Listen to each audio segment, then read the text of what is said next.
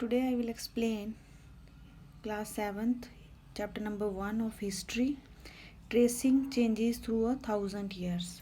First question is, who was considered a foreigner in the past? जो past था, जो medieval period था, उस समय जो फॉरेनर किसको बोला जाता था? And the answer is, in the medieval period a foreigner was an stranger who appeared, say, in a given village, someone who was not a part of their society or culture. Medieval period में क्या था? एक foreigner उसको बोला जाता था कि जो एक स्ट्रेंजर होता था, जो मीन्स लोगों के साथ सेम विलेज में नहीं रहता था, दूसरे विलेज में रहता था, उसको फॉरेनर बोलते थे, जो कि उनकी सोसाइटी और कल्चर का पार्ट नहीं था, हिस्सा नहीं था. नेक्स्ट क्वेश्चन है, list some of the technological changes associate with this period. कौन कौन से टेक्नोलॉजिकल चेंजेस हुए? Number second question, as I already explain in the chapter, like the Persian wheel in irrigation, the spinning wheel in weaving, and firearm in compact. New foods and beverages arrived in the subcontinent: potatoes, corn, chili, tea, and coffee. This was a period of economic, political, social, and cultural changes. Medieval period में जो technical changes आए, Persian wheel को irrigation के लिए use किया जाने लगा, spinning wheel को वीविंग के लिए, तोपों का यूज़ होने लगा, न्यू फूड और बिवरेजेस अराइव्ड हुए like potato, corn, chillies, tea and coffee. और ये पीरियड कौन सा था? This was a period of, इस पीरियड में economic, political, social and cultural changes आए सोसाइटी में. Now our third question is, what were some of the major development during this period? इस पीरियड्स में जो मेजर रिलीजियस डेवलपमेंट हुए वो कौन कौन से थे? And the answer is, one of the major development of this period was the emergence of the idea of bhakti, of a loving personal deity that devotee could reach without the aid of priest or elaborate rituals. This was also the period when new religion appeared in the subcontinent. Muslim regard the Quran as their holy book and accept the sovereignty of one God. जो one of the major development हुआ वो हुआ idea of भक्ति का.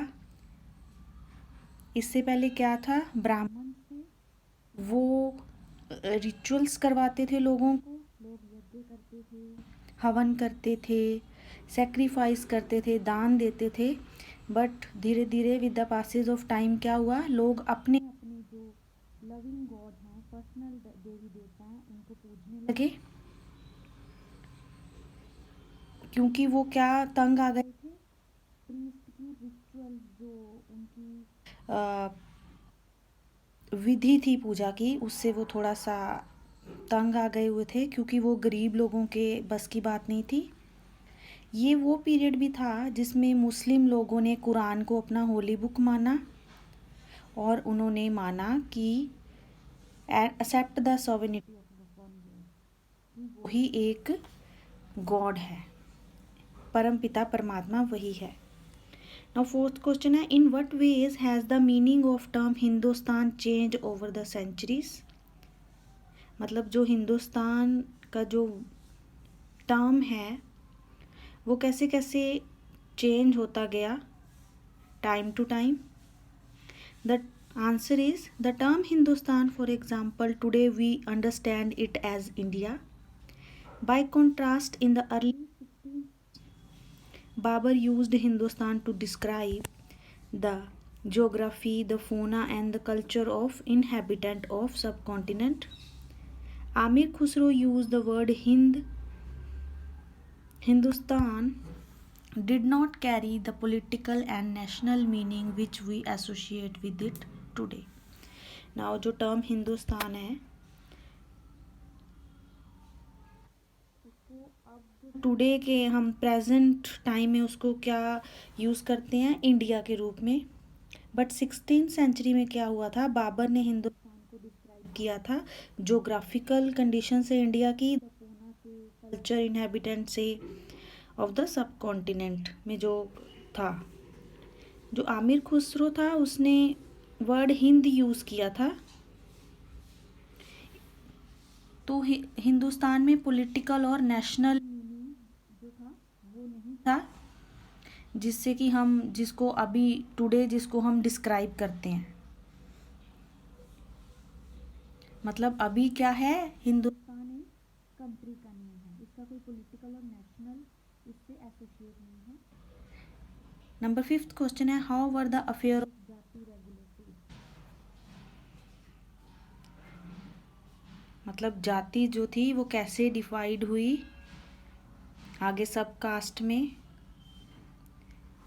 People were grouped into jati or subcaste and rank on the basis of their background and their occupation. Ranks were not fixed permanently.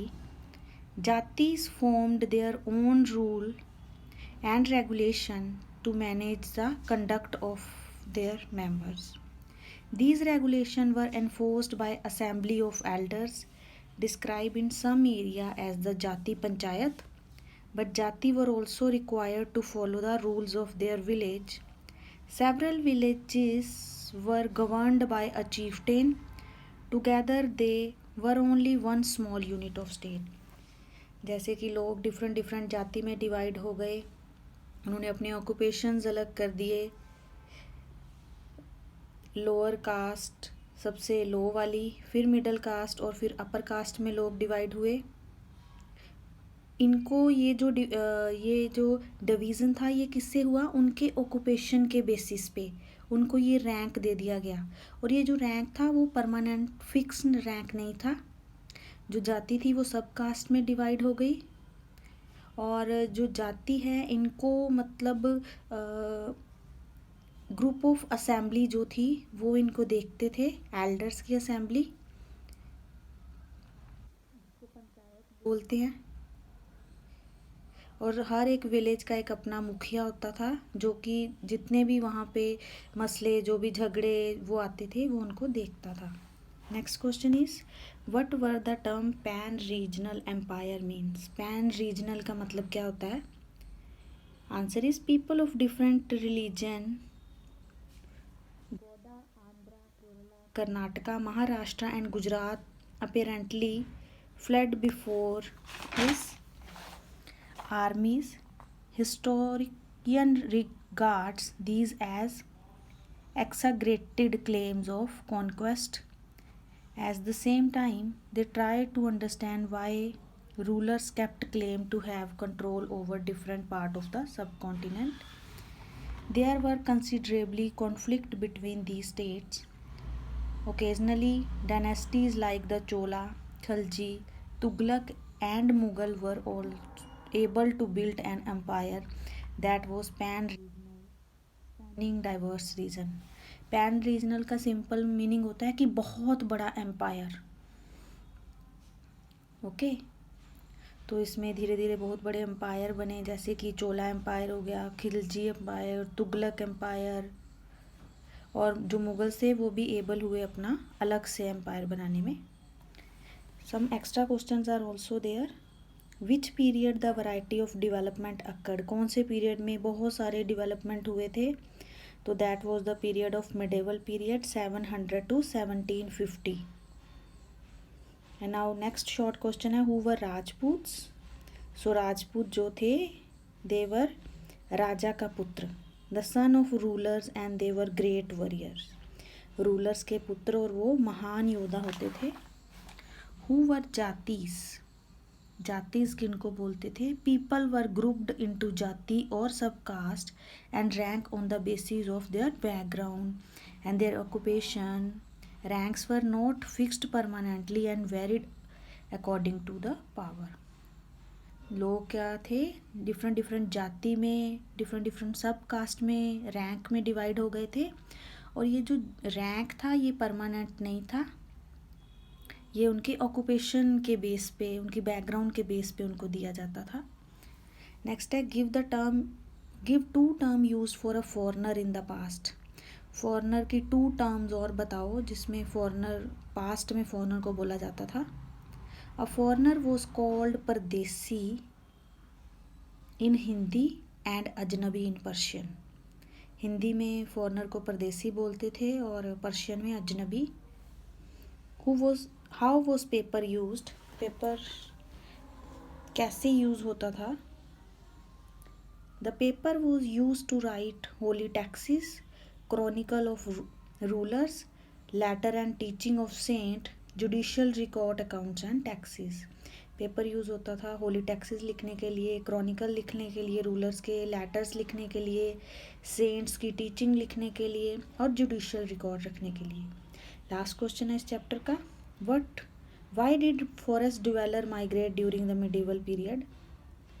मतलब जो forest में रहने वाले लोग थे वो मिडिवल पीरियड में माइग्रेट क्यों किए गए।